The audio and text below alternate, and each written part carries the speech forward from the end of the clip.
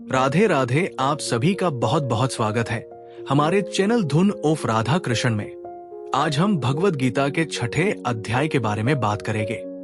भगवद गीता के छठे अध्याय में भगवान श्री कृष्ण अर्जुन को ध्यान, मेडिटेशन और योगा के बारे में समझाते हैं।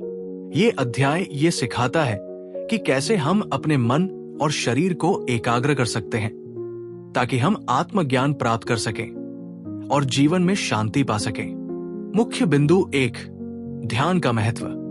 भगवान श्री कृष्ण कहते हैं कि मनुष्य को अपने मन को नियंत्रण में रखना चाहिए। यदि हम अपने मन को नियंत्रित नहीं करते हैं तो हमारा जीवन अस्त व्यस्त हो सकता है। ध्यान और योग के जरिए हम अपने मन को शांति दे सकते हैं और आत्मा के साथ जुड़ सकते हैं।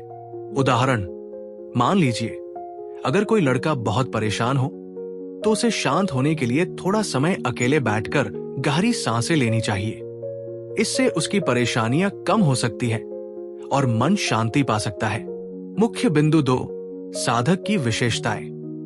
जो व्यक्ति ध्यान की साधना करता है वो त्याग, तप और संयम से अपने जीवन को सुधारता है। वो न तो किसी वस्तु में बहुत अधिक आसक्त होता है, न ही किसी के बारे में बुरा सोचता है। उसके जीवन में संतुलन होता है। उदाहरण, कल्पना करें कि आप एक विद्यार्थी हैं। अगर आप अपने पढ़ाई में मन लगाकर बिना किसी बाधा के नियमित रूप से पढ़ते हैं तो आपके परिणाम भी अच्छे होंगे। ये वही तरीका है जैसे ध्यान करने से मन में स्थिरता आती है और लक्ष्य की ओर एकाग्रता बढ़ती है। मुख्य बिंदु 3, ध्यान का अभ्यास। भगवान श्री कृष्ण बताते हैं कि ध्यान करने के लिए हमें सही स्थान और स्थिति का चुनाव करना चाहिए।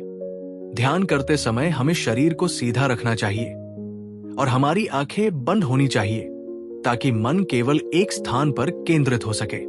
इसके साथ ही हमें सांसों पर ध्यान देना चाहिए और मन को नियंत्रित करना चाहिए।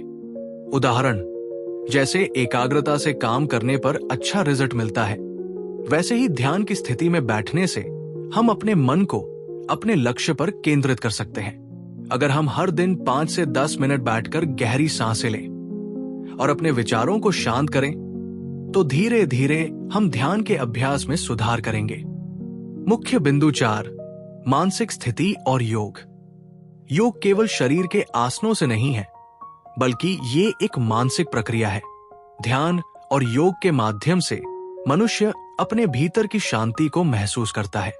इस शांति से ही वो अपने जीवन के दुखों को कम कर सकता है और आत्म साक्षात्कार कर सकता है। उदाहरण, मान लीजिए किसी को बहुत ज्यादा गुस्सा आता है। अगर वो ध्यान की प्रक्रिया अपनाता है तो वो धीरे धीरे अपने गुस्से को नियंत्रित कर सकता है और शांत रह सकता है। जैसे एक शांत और संयमित व्यक्ति जीवन में हर समस्या का हल बेहतर ढंग से ढूंढता है, वैसे ही ध्यान से हम मानसिक शांति प्राप्त कर सकते हैं। मुख्य बिंदु 5, योगी की अवस्था। भगवान श्री कृष्ण ये भी बताते हैं कि जो व्यक्ति ध्यान करता है वो सबसे श्रेष्ठ होता है। उसे सभी लोगों के साथ समान दृष्टि रखनी चाहिए। वो न तो किसी को विशेष मानता है, न किसी को तुच्छ समझता है। ऐसे व्यक्ति को योगी कहा जाता है। उदाहरण, अगर आप अपने दोस्तों के साथ बराबरी से व्यवहार करते हैं, चाहे वो आपके अच्छे दोस्त हो या नहीं, तो आप भी ध्यान और योग के सिद्धांतों को अपनी जिंदगी में उतार रहे हैं। एक अच्छा योगी अपने व्यवहार में संतुलन बनाए रखता है और सबके साथ प्रेम पूर्वक रहता है।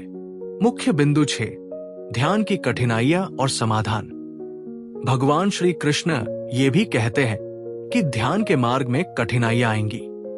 मन बार बार भटक सकता है, लेकिन यदि व्यक्ति मेहनत करता है और लगातार प्रयास करता है तो उसे सफलता जरूर मिलेगी।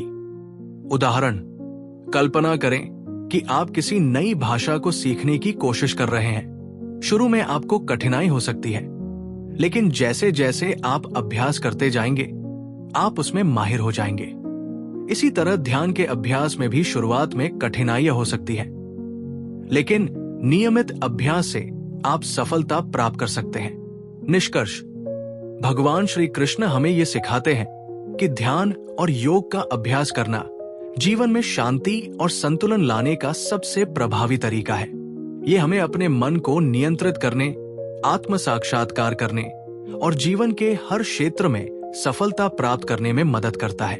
इस प्रकार भगवद गीता का 6वां अध्याय हमें यह समझाता है कि मानसिक शांति और आत्मज्ञान पाने के लिए ध्यान और योग की आवश्यकता है। अगर हम अपने मन को शांत रखने की साधना करें तो जीवन में हर चुनौती को पार कर सकते हैं। आज के लिए बस इतना ही। आपसे फिर मिलते हैं। तब तक के लिए अपना ध्यान रखिए और प्रभु का नाम जपते रहिए। राधे राधे।